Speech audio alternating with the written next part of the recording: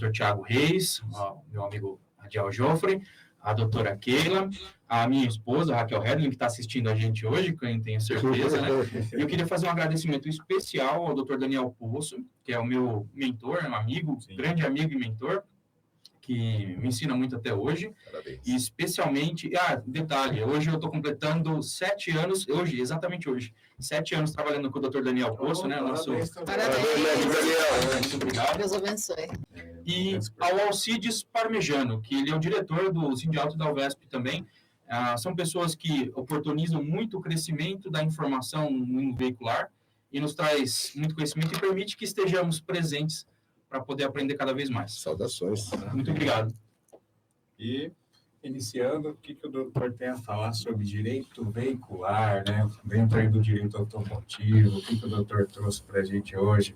É um mundo, à parte, né? O mundo veicular, ele pode até parecer novo para algumas pessoas, principalmente no ramo do direito, enquanto ramo do direito, né? Porque assim, mas eu nunca ouvi falar em direito veicular, essa matéria não tem na faculdade. E carro tem direito, né? E carro tem Thiago. Que legal, é verdade, Exatamente. Então, assim, o direito veicular, ele tem surgido para a gente como uma forma de atender uma demanda, né? Lá em 2000, se eu não me engano, foi em 2019, 2020, o governador do estado, na época, decidiu, o Dória. João Dória. Ele decidiu aumentar o ICMS em 207%. Uma vez só, numa canetada. Só isso. Ele praticamente inviabilizaria o mercado de veículos usados. Sim. E lembrando que o mercado de veículos usados é o segundo maior PIB do Brasil. Sim. Né? Emprega muita gente, direta e indiretamente. E, nesse momento, o Sindialto, o Marcelo Cruz, junto com o Sindialto, eles começaram a se movimentar e fizeram um mandado de segurança para poder lutar contra esse aumento abusivo, né? Inclusive, foi o único sindicato que obteve sucesso. E também ia atrapalhar a vida de outros mercados, como hospitalar, tudo indiretamente. Sim. Ou melhor, diretamente. O ICMS ia atingir diretamente a venda de insumos, né? Em seringas e outros materiais. Uhum. Então, assim, o Sindialto bateu de frente na época e se manifestou no meio desse mandado de segurança, o único vencedor, e depois o governador acabou voltando atrás e desfez a pressão foi alta. A pressão foi alta.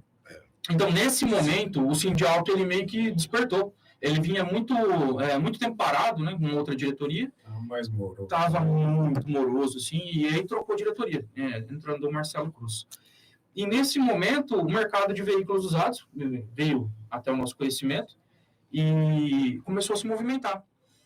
E eu tive a oportunidade de me especializar e ficar responsável só nessa parte e começar a desenvolver técnicas de defesa e de apoio aos revendedores de veículos usados.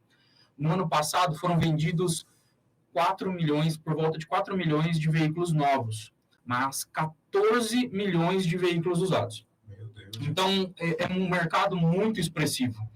E sem o mercado de veículos usados, o mercado de veículos novos não se sustenta, porque o mercado de veículos usados, ele viabiliza a venda de veículos novos. Exatamente. Né? Na entrada. Exatamente. Quem tem um veículo usado e quer adquirir um veículo novo, ele vai fazer essa transação, ou seja, os fabricantes, as montadoras, elas dependem desse mercado gigantesco do Brasil, que está se profissionalizando. Inclusive, o Sindialto vem trabalhando de forma a profissionalizar o mercado.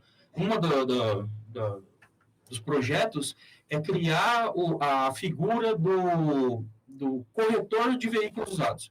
Do mesmo jeito que você tem um corretor de imóveis, ele tem lá a categoria de classe dele, a ideia é que você tenha um corretor de veículos para poder trazer credibilidade na venda. Existe, né? Hoje existe... porque, assim, tem muita gente séria vendendo carro usado hoje. Né? Tem muitas empresas que dependem do veículo usado, que fazem de uma forma muito séria. Mas, infelizmente, como todo mercado, sempre vai ter aquela pessoa que não quer seguir a regra ou que quer tirar vantagem indevida. É uma maçã podre, né? Sempre tem, não tem jeito. Mas a questão nós lutamos contra isso. O que eu entendi, na verdade, ele não só defende o lojista, ele procura uma maneira de trazer segurança para o negócio. Preventivo, né? Exatamente. Com certeza. Para todos. Para todos. Até mesmo, sim. entre as Boa. partes, né? Exatamente. Boa observação. No mercado, a ideia realmente é essa, é trazer segurança jurídica. Sim. Porque, assim, não é segredo para ninguém que o judiciário ele defende o consumidor. No entanto, que o nome da lei é Código de Defesa do Consumidor. E proteção. E proteção. Defesa e proteção. Exatamente. Mas ela é só uma lei, né? Ela traz esse nome, ela traz esse epíteto, mas o fornecedor também está lá dentro, Sim. não é? Então, qual que é o nosso objetivo hoje? É criar estruturas para proteger o lojista, principalmente porque os defensores do Código de Defesa do Consumidor, que me perdoem, mas nós precisamos até olhar com mais atenção para o que eu vou falar agora. O Código de Defesa do Consumidor não fala nada sobre produto usado. E eu vou explicar por isso. Eu vou explicar para quem está nos assistindo, que talvez não tenha muita familiaridade com o direito ou com o Código de Defesa do Consumidor, ele só tem o Código de Defesa do Consumidor cita a palavra usado apenas uma vez. Em um inciso. Em um inciso lá no final do código, e não tem nada a ver com produto usado. Ele só vai falar de produto usado assim, se o seu consumidor precisar trocar alguma peça ou produto, só vai poder trocar por um produto ou uma peça usada com o consentimento do consumidor. Ou seja, não é sobre produto usado. É análogo. É análogo. É o reparo, do produto. né? Porque, agora, vamos falar o seguinte. O consumidor, quando ele chega na loja de veículos seminovos, a loja de veículos seminovos ela é muito parecida com uma concessionária de carro zero. Mas é carro seminovo, né? Não podemos confundir. Então, a loja é bonita, tem um carro bonito, tá tudo brilhando, tudo bonitinho. Só que o consumidor, ele vem para comprar um carro usado. Aí ele compra o carro usado, dali uma semana ele fala, olha, a pastilha de freio tá gasta. E aí ele volta na loja sob o pretexto de requerer garantia. Ou, olha, o pneu está meia vida. Olha, o ar-condicionado está com probleminha. O banco está amassado. Então, assim, o que acontece? Ele vai querer, na verdade, ele queria um carro novo. Uhum. Só que ele não queria pagar o preço de um carro novo. Justamente. Na cabeça no senso comum, ele está comprando um carro usado, mas ele quer todo o benefício e todo o privilégio de um carro novo. Todas as garantias. Exatamente. Então, o que o mercado precisa hoje, o que o consumidor precisa, é esse ajuste de expectativa. Sim. Né? E aí, me diz uma coisa, se o senhor hoje for numa loja, comprar um carro usado, qual que é a garantia que é vendida para o senhor, que é dada para o senhor? Sobre o quê? Quais peças do carro? Motor e câmbio. Por quanto tempo? 90 dias. E o que mais?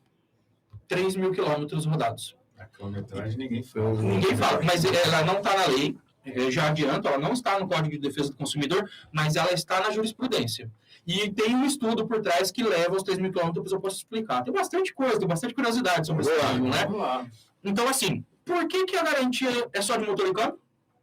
Ué, mas eu comprei um produto, ele não é novo. Por que a garantia é só de motor e câmbio?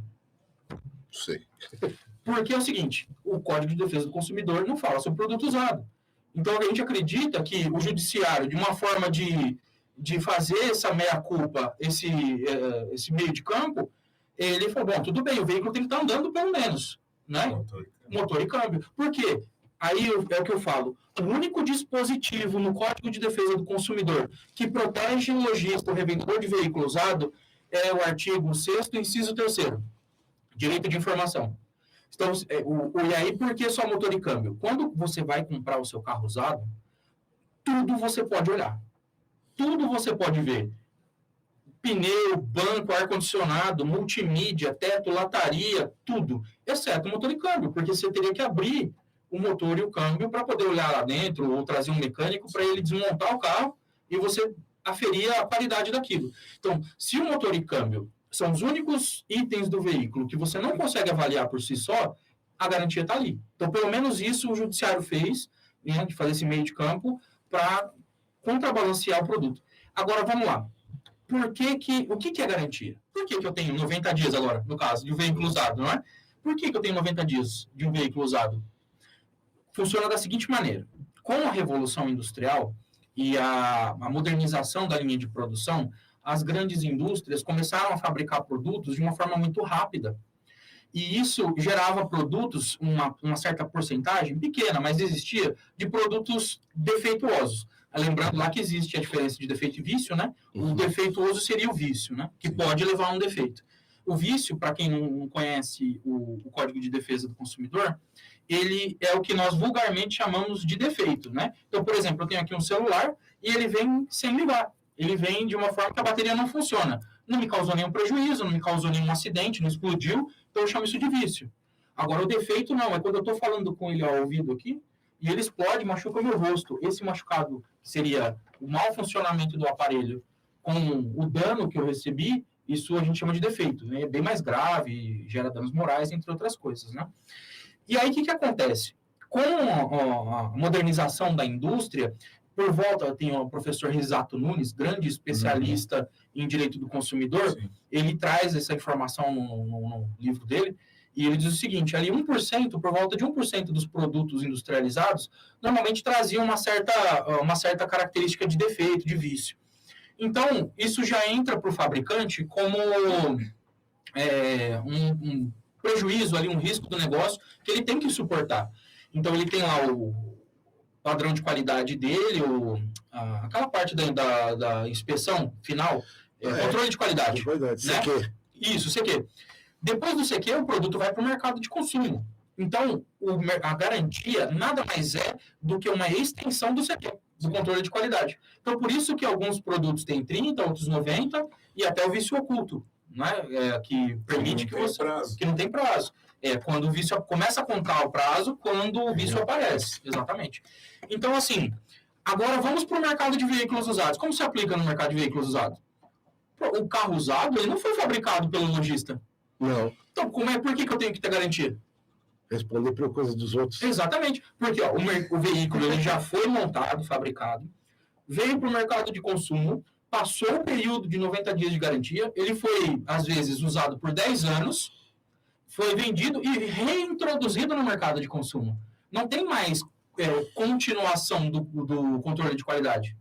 Concorda? Não tem mais. Eu não tenho mais o que ver se foi bem fabricado ou não. Não é? Então, é um produto que já tem itens de desgaste natural muito utilizados. Quais são os itens de desgaste natural? Pneu, óleo, pastilha de freio, disco de freio. No caso do Brasil, de São Paulo, suspensão, amortecedor, coxinha, essas ruas aqui, ó. Parece aquele meu patrão da Thalia com o joguinho, fazia assim. Exatamente. Então, assim, os itens de desgaste natural é como se você comprasse um lápis. Com licença. Temos um lápis aqui. Esse lápis, aparentemente, parece ser novo, né? Então, temos aqui um lápis novo. É um lápis normal. Agora, se você compra um lápis usado pela metade, ele continua sendo de madeira, continua escrevendo tudo, mas a vida útil dele é bem menor. Né? É perceptível. No carro é a mesma coisa. Né? Então, tem itens que são desgastados pelo uso, como a pastilha de freio, pelo atrito, e itens que são desgastados pelo tempo, como o óleo. Sim. Porque o óleo, se você não rodar, mesmo não rodando, você tem que trocar ele depois de 6 meses, 1 ano. Sim. Né? Então, ou seja, todos esses conhecimentos, essas técnicas, elas são acumuladas agora para proteger o revendedor de veículos usados. Né? Por quê? Porque antes tinha um bom de defesa do consumidor e, pasme, bem que a gente sabe como funciona o mundo, né? Hoje em dia, existem algumas pessoas que, às vezes, por mau conhecimento ou má fé, acabam entrando com ações contra os lojistas de veículos usados para conseguir vantagem indevida, um locupletamento. Com certeza. Né? Então, por exemplo, comprei o José das Couves, né? Para não citar um nome não muito pouco conhecido. Esse é pouco conhecido, né? Ele compra um carro e financia, mas ele não é uma pessoa pouco organizada nas finanças dele e não sabe muito bem o que está fazendo, mas ele queria o carro dos sonhos dele, ele queria um Honda Civic, um carro caro. E depois ele não dá conta de pagar as parcelas.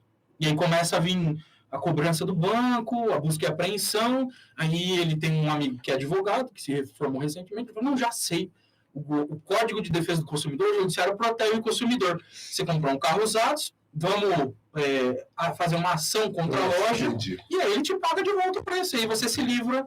Né? Então, não é difícil inventar um defeito em um carro usado. Né? Não é difícil, porque se a pessoa, qualquer desgaste natural ela chamar de vício ou defeito, tá aí pronto, tá a festa armada, né? E aí some-se a isso a gratuidade de justiça do juizado especial. Temos uma aventura jurídica pronta. Só que aí, em alguns casos, não vai caber. Por quê? Pela 9.099, que é o especial civil, que é o Pequenas Causas, as pessoas conhecem, vai ter que ter perícia, não vai ter? Não pode. Mas Então, não pode. É o que eu estou falando. O juizado não pode. É o que eu estou falando. Fala assim, a pessoa vai querer falar assim, o carro deu defeito, eu vou estar em Pequenas Causas. Não. Vai dar. Ele já vai tomar Então, é o que eu estou falando. Exatamente. Então, nisso, pelo menos o lojista está protegido nessa parte. Por quê? Se ele, tá ele não vai conseguir entrar na Pequenas Causas, porque vai ter perícia, não admite. Mas aí é o que ele falou, ele vai pela comum, alega hipossuficiência, justiça gratuita, e não vai ter custo. Exatamente. Inclusive, a gente sempre faz isso. A gente tenta tirar do juizado especial, porque é uma forma que eu tenho de defender o revendedor técnica. a perícia. Estratégia. Exatamente. Estratégia. Mas isso não gera nenhum prejuízo para o consumidor, porque pela lei 9.099 não tem custas. Então, assim, o juiz ele vai extinguir o feito sem resolução do mérito, Isso, né? E ele vai poder ajuizar de novo na justiça comum e vai pedir gratuidade de justiça. Pasmem, pessoas comprando carro com valor próximo a R$100 mil pedindo gratuidade de justiça e 99% das vezes ganhando. Meu Deus. Ganhando. É inconcebível. Hideout.